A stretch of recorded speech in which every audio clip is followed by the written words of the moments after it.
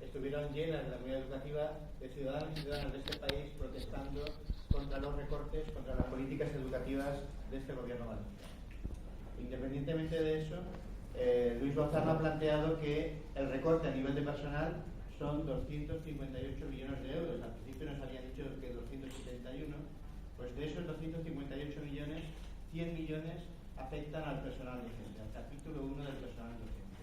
Interinos, funcionarios de carrera y otras medidas que también afectan, como el resto del personal de la Generalitat, y que afectan también a nuestro personal.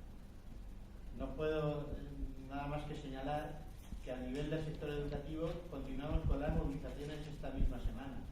Solamente plantear que hoy a las 12 hay una concentración de directores de centros de secundaria protestando por la falta de los impagos de las transferencias corrientes para gastos de mantenimiento de los centros.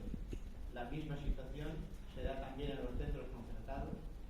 Y esta tarde la Consejería de Educación nos va a recibir a los sindicatos de la mesa de enseñanza a las 5:30 de la tarde para tratar también este tema. Nosotros seguimos planteando la suspensión retirada del decreto y la renegociación en cada uno de los ámbitos, sea justicia, sea sanidad, sea administración pública, sea enseñanza. Es inaceptable la decisión del gobierno valenciano. Hoy nos acabamos de enterar que también van a pedir a las universidades otro recorte. Quieren aplicar un recorte del 5% en el presupuesto de las universidades.